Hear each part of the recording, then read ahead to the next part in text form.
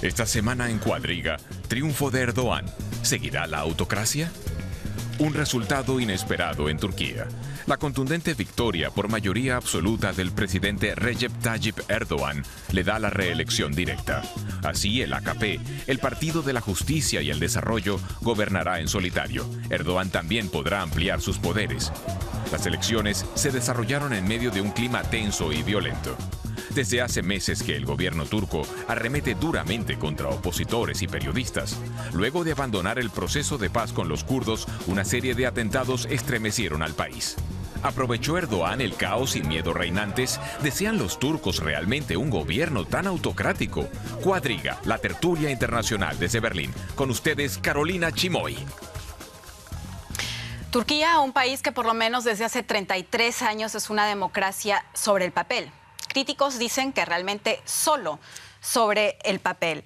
Recep Tayyip Erdoğan, actual presidente, durante 11 años primer ministro, él logró sacar al país de una recesión económica, pero también cambió la constitución a favor de su poder. Hace unos días vivimos las elecciones parlamentarias en Turquía. El pueblo turco votó por Erdoğan, votó por su partido, por AKP, para el Parlamento.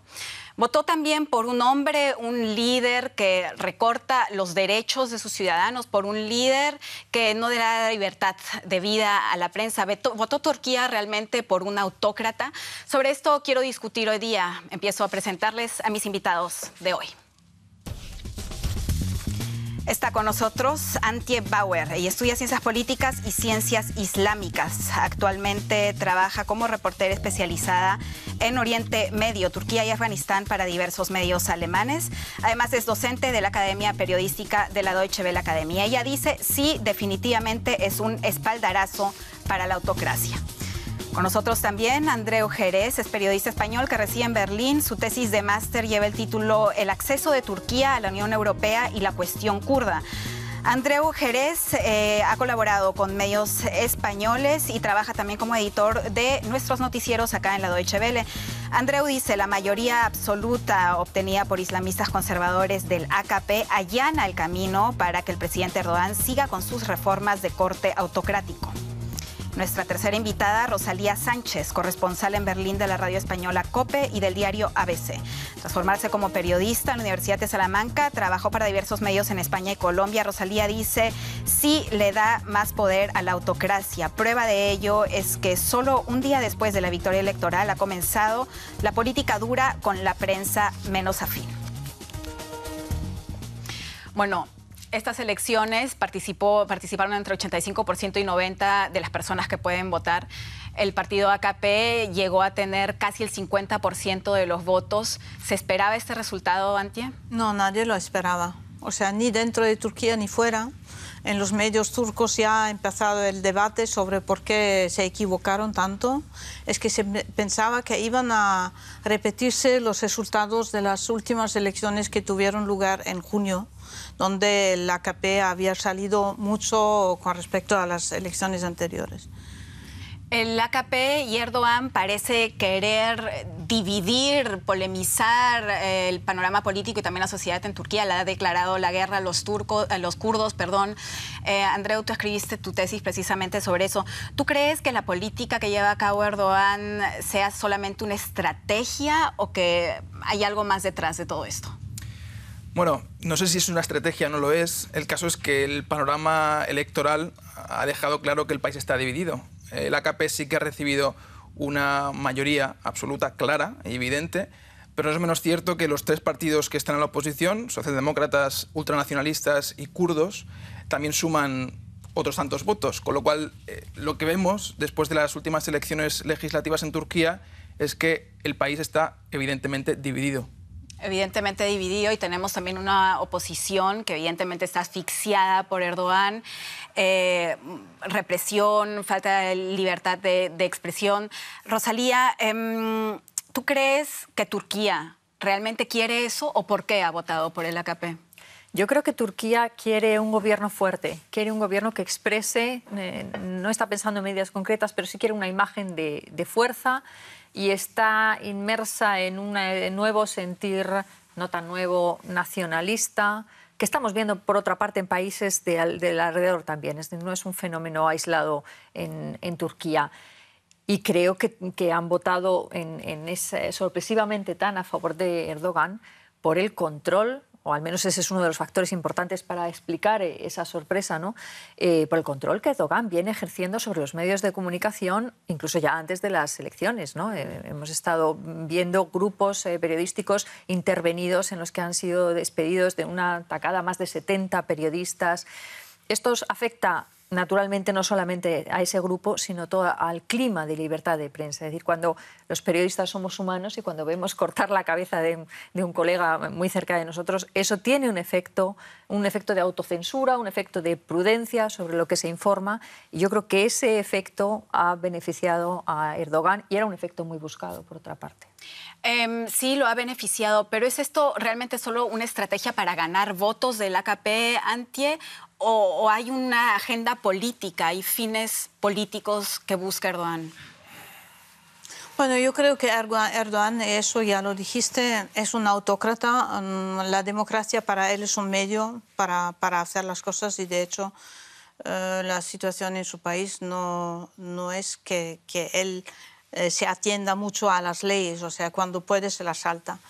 Y yo creo que lo que quiere es seguir manteniéndose. Esto es la cosa por varios motivos. Uno es un motivo de corrupción, igual que Berlusconi en Italia, que ha llegado tanto dinero a él, a su familia, a su clientela, que en cuanto deje de tener la inmunidad política que tiene ahora, pues tiene que temer que se le traiga delante de un tribunal. Eso es una parte. Yo creo que tiene también una finalidad ideológica, que es esa de crear una especie de zona sunita. Eso se ve que estuvo después de la primavera árabe, estuvo apoyando a grupos que estaban cerca de los hermanos musulmanes en Egipto, a otros grupos que surgieron después de la primavera árabe. Yo creo que eso es una cosa que intentó, que ahora está fracasando, porque en todos los países los hermanos musulmanes ya prácticamente no existen, pero yo creo que es una cosa que intenta hacer. ¿Estás de acuerdo también, Andreu, en que intenta dividir a la sociedad en Turquía, intenta dividirlos también entre kurdos y no kurdos? ¿Le ha declarado realmente la guerra a los kurdos o cómo lo ves tú? Yo no diría eso. Yo pienso que lo que ha buscado Erdogan durante los últimos 6 meses, desde las últimas elecciones en junio, él quería una mayoría absolutísima. Y es lo que ha buscado con sus, digamos, movimientos de corte autócrata, con, digamos, el hostigamiento a medios de comunicación también menos afines a sus posturas islamistas conservadoras, y también dio por muerto el proceso de paz con el PKK. Por tanto, declaró la guerra a la guerrilla en un intento también de mostrar mano dura y buscar el voto más conservador.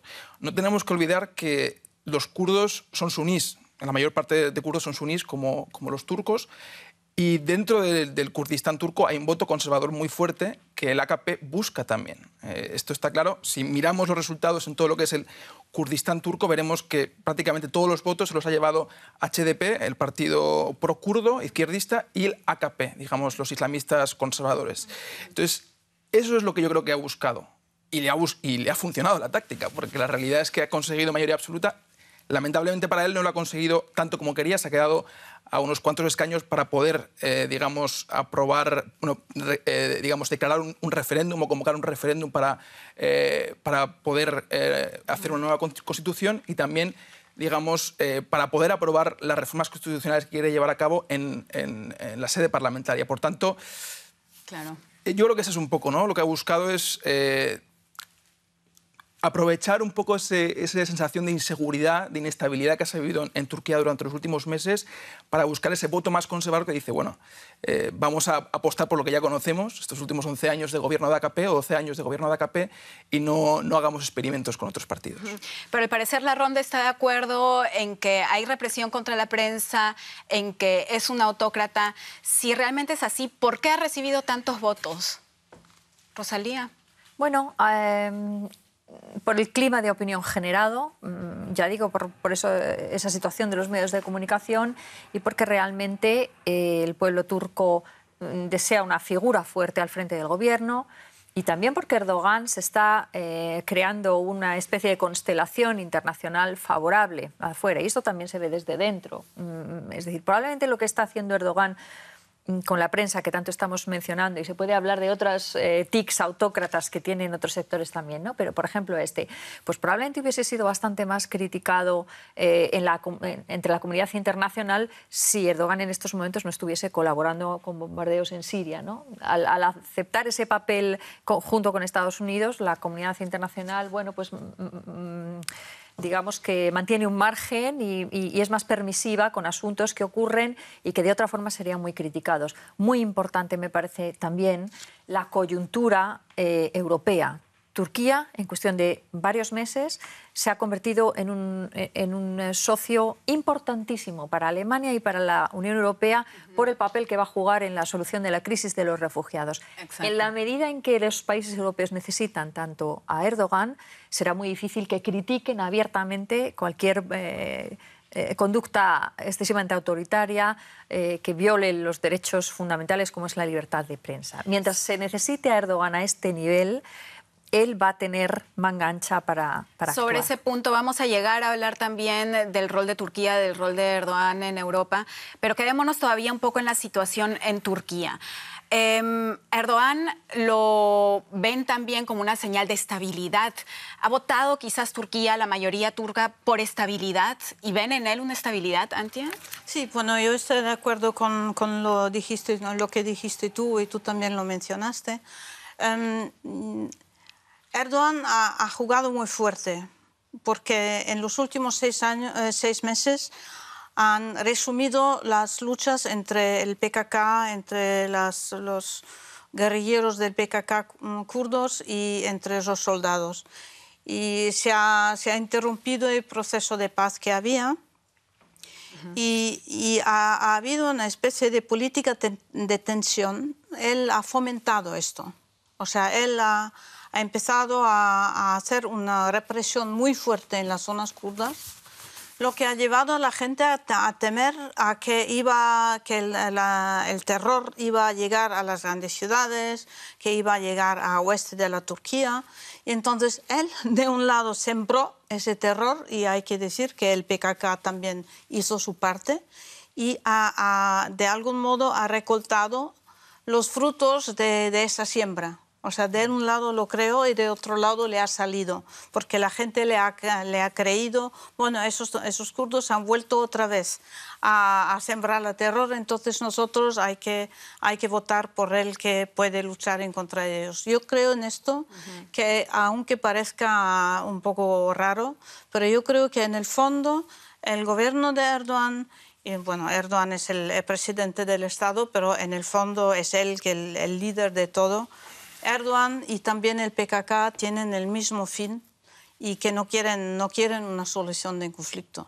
Y en esto pues estuvieron de acuerdo, aunque parezca un poco contradictorio. Yo creo que en esto los dos estaban contentos de poder volver al conflicto armado. Entonces, me estás diciendo, déjame ver si lo entendí bien, que Erdogan y su partido tienen un punto de interés común con el PKK. Sí, en el sentido que quieren que el conflicto continúe. O sea, que les conviene que el conflicto continúe, sí, políticamente hablando. Sí, porque a Erdogan le ha permitido demostrar que él es el hombre fuerte, y cuando hay un conflicto armado en un país, eso es siempre una justificación para medidas antidemocráticas, para hacer más represión. De otro lado, el PKK es un grupo armado que si tiene que desarmarse, volver a integrarse en la vida normal, que le parece siempre a los guerrilleros súper aburrida, pero además tiene que presentarse entonces después a las elecciones. Y no está tan claro que en las elecciones van a tener el mismo apoyo que tienen ahora, que en cada familia en las zonas kurdas hay uno que se sale al monte con el PKK. O sea, yo creo que hay ahí una cosa que parece un poco absurda, pero... Andreu, experto en el tema kurdo, ¿lo ves también así? Yo no sé. No sé qué posición tiene el PKK porque no podía hablar con ellos. Lo que sí que es evidente que la cuerda se ha tensado durante los últimos meses, tanto por parte de Ankara como por parte del PKK. Y lo que también está claro es que el partido prokurdo HDP ha pagado ha pagado un precio político. Si nos fijamos en los resultados electorales del pasado junio y los actuales, vamos a ver que mucho voto que ha ganado el AKP procede de kurdos conservadores que habían optado por votar al HDP en las últimas elecciones, y también veremos que incluso votantes ultranacionalistas de los ultranacionalistas también han apostado por esa posición, digamos, conservadora islamista de Erdogan que ofrece estabilidad al país. Exacto. Si el PKK realmente ha apostado por mantener la guerra contra el Estado turco, desde luego lo que se considera el brazo político del PKK dentro del Estado turco, el HDP, ha pagado un precio político muy fuerte. Luego, otra cosa que no deberíamos olvidar es que el conflicto armado que se vive en Turquía trasbalsa las fronteras del Estado turco. No olvidemos que las diferentes guerrillas kurdas que hay en Oriente Próximo, en Siria, en el norte de Irak, digamos que juegan un papel de contención con respecto al Estado Islámico. Y es muy complicado imaginarse una situación en la que el PKK diga, ok, entregamos las armas, dejamos de luchar, porque realmente tienen que defender una posición militar dentro del Estado iraquí, bueno, en la parte norte del Estado iraquí y también en la parte norte de Siria. Por tanto, la situación de la guerra entre el Estado turco y el PKK va más allá de las propias fronteras de Turquía. O sea, es una situación bastante complicada y eso complica aún más el proceso de paz en Turquía. En Turquía, claro. También se ha especulado mucho sobre la colaboración entre el AKP y Estado Islámico. Los dos son grupos suníes. Se habla mucho de que los atentados que ha llevado a cabo el Estado Islámico, aparentemente Estado Islámico dentro de las fronteras de Turquía, fue de alguna manera acordado con el gobierno del AKP para erosionar la postura del movimiento nacional kurdo dentro de Turquía. Estamos hablando de un avispero que es muy complicado de entender. Son muchos elementos y es muy compleja la situación. Totalmente. Y lo que nos queda claro, sobre todo acá en la ronda, es que a nivel nacional, a nivel internacional, el rol de Erdogan se critica mucho, pero muchos, claro, argumentan diciendo que Turquía ha encontrado estabilidad precisamente con Erdogan, precisamente con el AKP. ¿Cabe quizás la posibilidad de que este sea un mal necesario o un paso necesario a dar para que Turquía llegue a tener estabilidad económica y quizás también estabilidad política? Veamos el reportaje. El triunfo del AKP no conduce hacia una dictadura. En otros países del mundo también existen gobiernos con una figura presidencial muy fuerte. Este es el caso de Erdogan. El triunfo del partido conservador y proislamista AKP parecería ser la garantía de seguridad y estabilidad que exigía el electorado. En Diyarbakır, uno de los fortines kurdos, el AKP elevó su apoyo en un 7%. Luego de las elecciones, el índice bursátil y la moneda turca repuntaron inmediatamente, algo que fue bien recibido por los inversores y la sociedad civil turca que espera participar de la bonanza económica. El amplio sustento electoral le confiere fortaleza a Erdogan para lidiar con el conflicto kurdo y le permitirá mantenerse militarmente distante de Siria. Los electores turcos votaron por mayor tranquilidad y menos aventuras bélicas. Antie, lo acabamos de oír. ¿Realmente votaron por mayor tranquilidad los turcos? Pues sí. Porque saben que a pesar de los conflictos que Turquía está teniendo también fuera de sus fronteras. Están dentro de un avispero, como dijiste. Hay problema de Siria, que está justo por delante. Hay problema de Irak, que está desestabilizado. Hay el problema de Irán, que no saben muy bien cómo... ¿Y a pesar de eso dirías que Turquía votó por la tranquilidad? ¿Cómo que se no tenían... Si la estabilidad, la tranquilidad es el criterio más fuerte, no tenían alternativa, porque al no tener un partido solo en el poder, tenían que tener una coalición. Y el Partido Republicano tiene una base de alrededor 30%, habría tenido que poner una coalición. Y en Turquía no tienen buenas experiencias con gobiernos de coalición. Entonces la cosa es decir, pues preferimos uno que dice, ahí vamos, que tienen experiencia en lo que hacen, ya los turcos ya saben por dónde van, más bien que jugarse. Además, los demás partidos han dicho que no iban a gobernar con ellos. O sea, iba a haber una situación de incertidumbre como la que tienen atrás. Los últimos 6 meses hubo matanzas, hubo una serie de problemas. Entonces yo creo que estos vieron una coalición política no la relacionan de ninguna manera con paz, con tranquilidad, y por eso dices que no tenían otra opción. Rosalía, ¿tú también lo ves así? Sí, yo creo que Erdogan representa la figura fuerte que se estaba buscando. Lo cierto también es que a pesar de tener esta mayoría absoluta, eso no le da suficiente poder para hacer las reformas que él planea. Vamos a ver cómo lo consigue, porque esa oposición un poco más fragmentada va a tener que adoptar ahora posturas. ¿Qué reformas? ¿Qué cambios quiere hacer él? Erdogan quiere reformar la Constitución, quiere un sistema presidencialista que él pinta allí como ¿Lo va a poder el seguir? Modelo francés, ¿Lo que va es muy diferente. ¿Lo va a poder conseguir o poder conseguir tener más poder él como presidente? De momento, a pesar de su mayoría absoluta, no reúne, me parece que le faltan 50 escaños para poder abrir el melón de la Constitución y le faltan 17 escaños para poder convocar un referéndum. Ese es el margen. Por eso digo que es muy importante y va a ser muy interesante ver qué hace aquí la oposición. ¿Va a conseguir Erdogan votos suficientes, escaños de opositores para abordar esas reformas? O si no, se queda en una especie de callejón sin salida en el que la reacción puede ser, digamos, peligrosa, ¿no? Porque lo que es cierto, él lo percibe así y objetivamente yo creo que se puede decir, necesita todavía más poder para mantenerse y estabilizarse. Y para cambiar la Constitución. Andreu, ¿tú crees que podría ganar votos a favor en otros partidos? Hombre, a ver, Turquía ya funciona como un sistema presidencialista de facto. O sea, de hecho, ya está, él lo ha dicho, de hecho en público, que ya está funcionando como un sistema presidencialista de facto en Turquía, con lo cual lo que haría falta es referendar eso con una reforma constitucional, en un referéndum o en sede parlamentaria.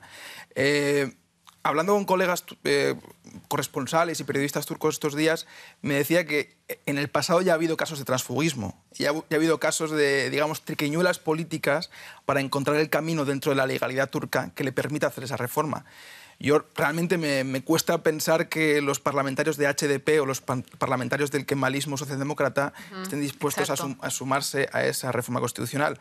Sería a lo mejor más factible que los parlamentarios de los ultranacionalistas, que en algunas posiciones nacionalistas están más cercanos al AKP, se sumasen en esa aventura.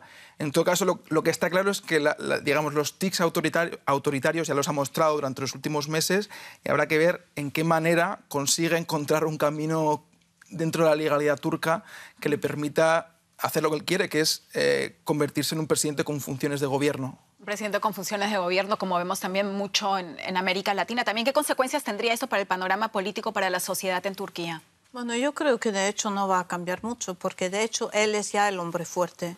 O sea, le gustaría tener los escaños necesarios para transformarlo formalmente en un régimen presidencialista, pero yo creo que de hecho no hace falta. Porque de hecho tiene un primer ministro, Davutoglu, que hace lo que él quiera. Tenía una persona que le hacía un poquito de sombra, que era Abdullah Gül. Ya no tiene ningún papel. O sea, todo este sistema reposa sobre una persona y esta se llama Recep Tayyip Erdogan. O sea, yo creo que... Pero ¿qué sucede con esa oposición que está siendo asfixiada? ¿Qué sucede si es que se revela? ¿No está el peligro de que se revele y de que estalle y de que realmente llegue a haber, que muchos dicen que podría llegar a haber una guerra civil en Turquía? No, yo no creo en una guerra civil. No. Es que en Turquía hablan desde hace mucho siempre de una guerra civil. Cuando hay un poco más atentados o el PKK hace más cosas, dicen, la guerra civil. Yo no lo creo. Porque en el fondo también el problema es que la oposición está muy dividida y los ultranacionalistas del MHP son muy cerca del AKP. La diferencia es que no tienen esa agenda islámica, pero por lo demás están de acuerdo. De hecho, hubo un tránsfuga ya últimamente, que era el número 2, yo creo, del partido, o sea, una cosa muy importante, una persona que se pasó al AKP. Yo creo que ahí están muy afines. Y han perdido también mucho. El MHP, que es ese partido, ha perdido muchos votos en las últimas elecciones porque la gente ha dicho, bueno, ¿qué diferencia hay entre los dos? Pues nos pasamos al hombre fuerte. Claro, Andreu le pica la boca por decir algo. No, yo voy a decir que bueno, en Turquía hay una guerra de baja intensidad. Hay una guerra civil de baja intensidad desde hace 30 años. No hay una guerra abierta y realmente... O sea, tú dirías que ya hay una... Hay una guerra de baja intensidad desde hace 30 años. Incluso a veces, cuando digamos, la cuerda se tensa en la parte suroriental, en las grandes ciudades, donde hay mucha población kurda, también se tensa la cuerda entre las diferentes comunidades. Pero una guerra abierta, una guerra civil abierta, al estilo Irak o Siria, es improbable, por no decir, en mi opinión, imposible. En cuanto al tema de la... ¿Por qué lo es imposible? Porque creo que no hay voluntad social para una guerra abierta, digamos. El PKK no puede llevar a cabo una guerra abierta contra el ejército turco, que es el segundo más potente de la OTAN.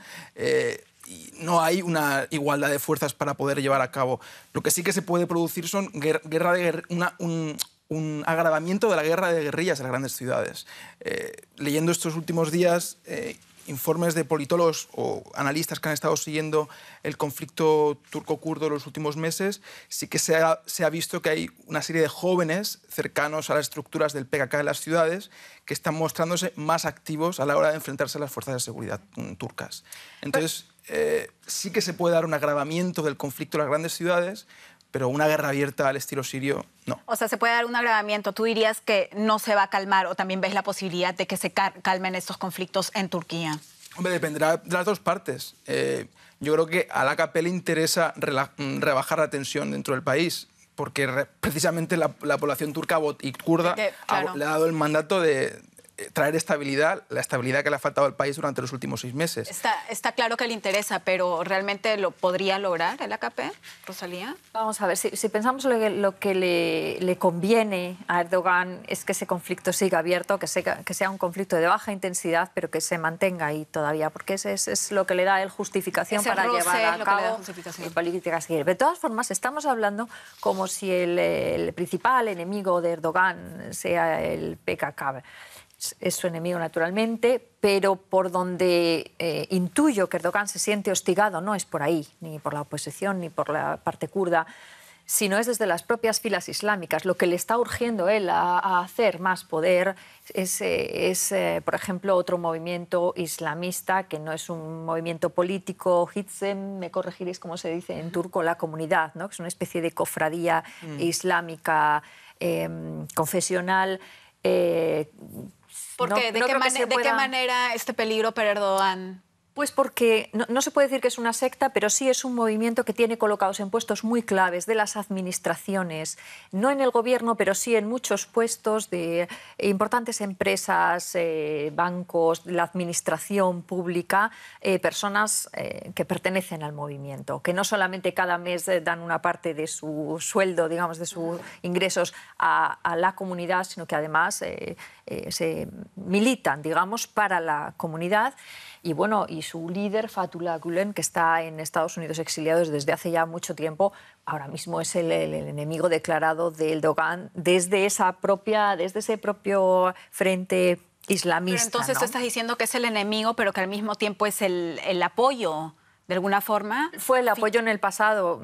Fethullah Gülen ayudó a Erdogan, me corregís, sabéis muchísimo más que yo de la historia de Turquía, ¿no? Sí, pero yo creo que ayudó muchísimo a Erdogan a deshacerse de toda la presión militar que tenía en contra. Esto le ayudó a barrer completamente, pero después de esa etapa de hermanamiento, pues bueno, ha surgido ahí un conflicto de poder entre ellos dos. Gülen ya no sirve tanto a los intereses de Erdogan, y Erdogan en estos momentos lo que desearía sería barrer. Para eso necesita una posición de poder más fuerte que la que tiene, más indiscutible, y de ahí que quiera, digamos, legitimarse a través de una reforma de la Constitución con más poder para poder anclarse realmente. Antje, ¿tú también lo ves así?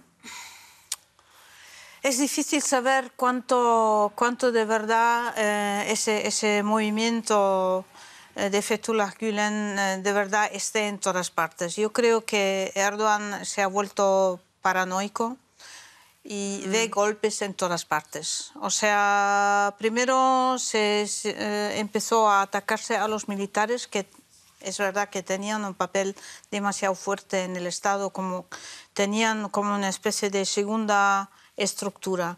Veía golpes, empezó a hacer lo que se llamó en los tribunales el proceso Ergenekon.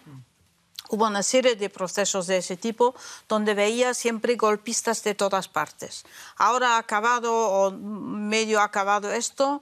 Ahora ve en el movimiento de Fethullah Gülen, ve el problema que tiene sus manos de todas partes. En cualquier sitio donde haya un mínimo de oposición a él, o que esté gente que no son personas de él, ve unos golpistas. O sea, eso llega a unas medidas increíbles. ¿Puedo citar un ejemplo? Por favor. Hace poco se abrió un proceso, un juicio en contra a un periodista que hace 2 o 3 años, escribió unos artículos sobre un género, una cosa alimenticia genéticamente modificada. Ajá. Que se importaba desde Estados Unidos. En Estados Unidos se había hablado de que esto era cancerígeno.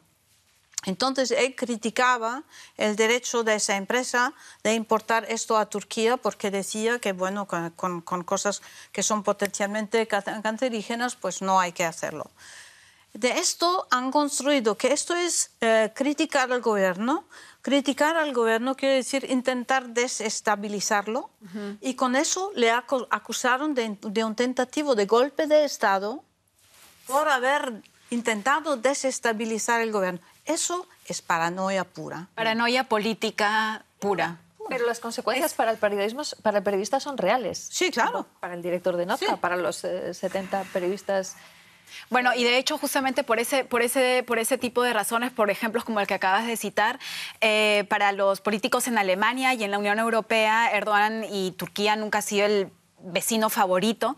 Las críticas por parte de Europa Occidental solían ser bastante fuertes, pero ahora han sido más reservadas, más silenciosas. ¿Por qué? Porque hay intereses de Europa de quizás tener a Turquía como un amigo más que como un enemigo. Veamos por qué. Antes de las elecciones turcas, la Unión Europea dio signos de apoyo a Erdogan y al AKP, garantía de estabilidad y un elemento clave en la crisis de los refugiados. La reciente visita a Turquía de la canciller alemana Angela Merkel fue un voto de confianza hacia el gobierno de Erdogan y de forma indirecta un claro mensaje de apoyo electoral. Algo que por otro lado no favorece en nada a las voces críticas ni a las minorías perseguidas y apresadas en este país. La Unión Europea criticó la situación en un informe publicado luego de las elecciones, aparentemente para no influenciar los resultados. También sería posible retomar las conversaciones para que Turquía ingrese a la Unión Europea, algo a lo que Angela Merkel se oponía. Pero la nueva constelación internacional hace que Turquía pase ahora a imponer condiciones de negociación.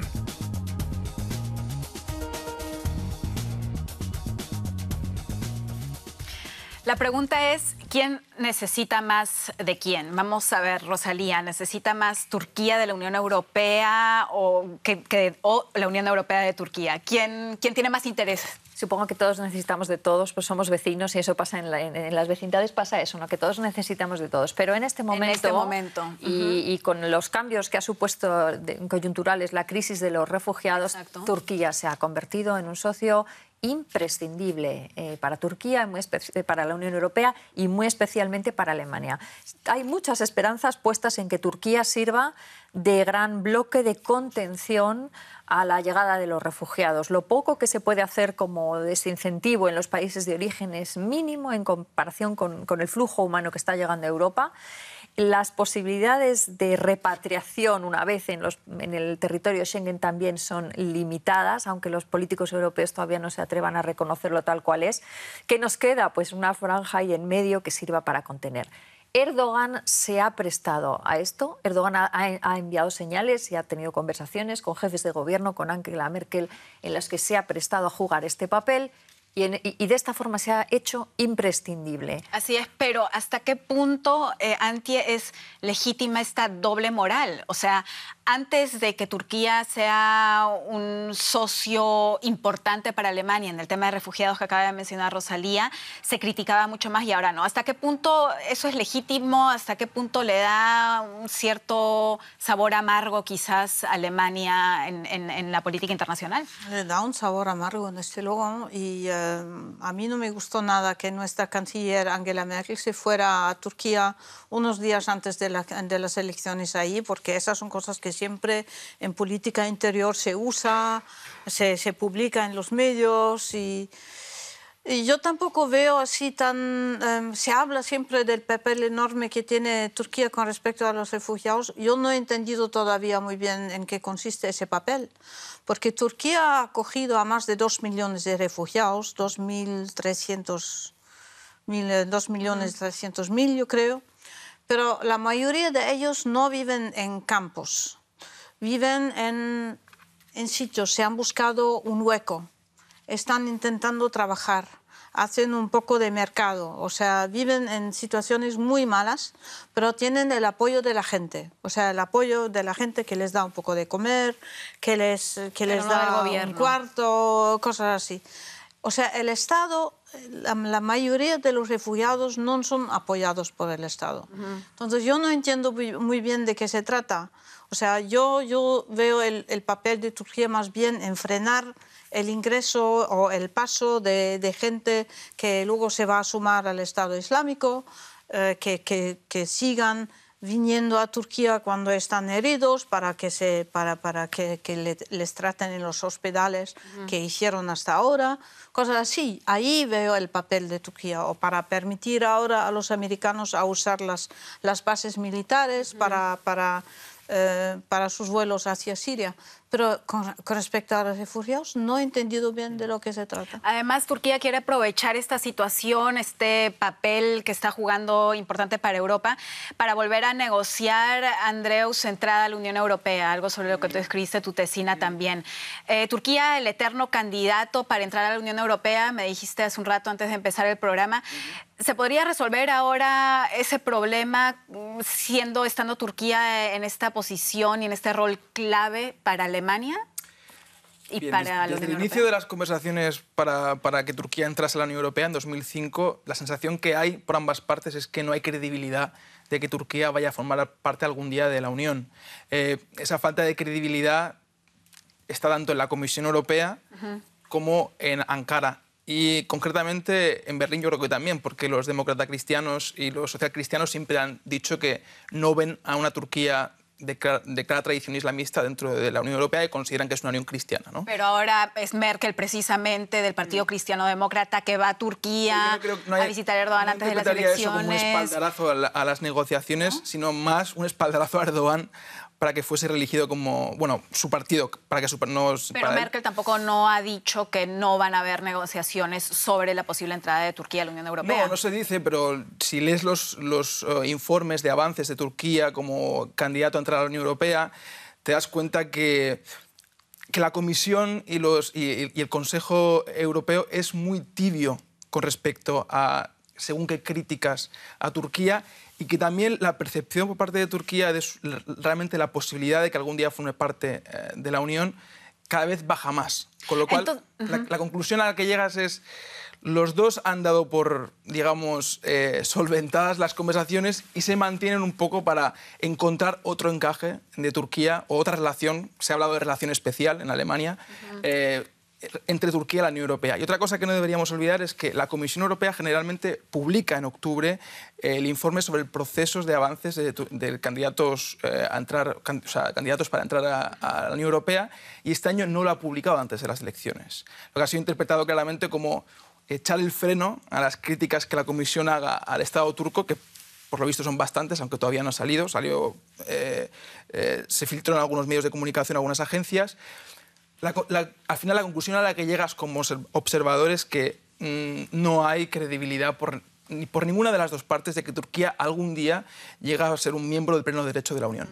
Rosalía, tú lo ves más o menos de esa forma. ¿Podría ser simplemente un anzuelo para que Turquía pueda pensar que quizás es una posibilidad para entrar a la Unión Europea, pero los planes son otros? No creo que sea un anzuelo, porque Erdogan jamás picaría en ese anzuelo, pero sí ha servido de elemento electoral. Es decir, para lo que ha servido esa visita de Merkel, y yo no digo que Turquía vaya a entrar en la Unión Europea, pero poner la fecha del 1 de enero se retoman las negociaciones, eso sirve para ponerlo en campaña, es decir, soy un líder turco aceptado por Europa, en el que Europa se interesa, con capacidad de interlocutor con los líderes europeos, y aquí está una fecha para retomar las conversaciones, ¿no?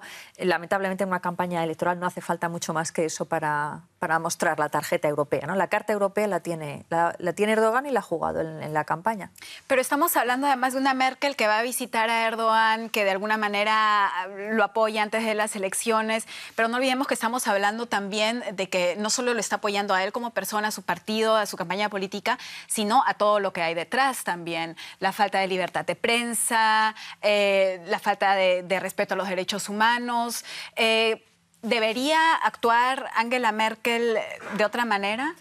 Bueno, me parece un poco excesivo decir Angela Merkel apoya las violaciones a los derechos humanos, ¿no? Quizás sea un poco... No, pero está apoyando, es lo que decía Antje, también está apoyando de alguna manera a Erdogan. Entonces, y a Erdogan se le relaciona también con... Angela Merkel está actuando desde una posición, no voy a decir desesperada, pero un poco sí. Decía antes, no entiendo qué papel puede jugar Turquía en la crisis de los refugiados. Pues tiene dos opciones Turquía. Puede servir de contención, es decir, dejar entrar refugiados y dejar que se queden ahí. Eso no significa implementar programas públicos como los que está haciendo Alemania. Años luz, ningún país está dispuesto a hacer esto, ni en Turquía ni en el resto de Europa. Esto es único, exclusivo de Alemania, y que le dure mucho tiempo a los refugiados, porque no hay esta realidad en ninguna otra parte. Pero puede optar por dejarlos entrar y que ellos buenamente se busquen la vida, o puede optar por cerrar o por servir de pasillo. Entren por aquí y pasen en dirección a Alemania. Y eso para Alemania sería desestabilizador. Se nos acaba el programa, necesito una oración de cada uno. ¿Es legítimo negociar con Erdogan como autócrata? Si la Comisión Europea considera que es legítimo, lo considera legítimo. Yo creo que Turquía no forma parte de la Unión Europea en el futuro. Antje. Yo tampoco creo, pero yo creo que es legítimo hablar con todo el mundo. Rosalía, una palabra porque ya nos están cortando. No será ni la primera ni la última vez que se haga. Ok, gracias.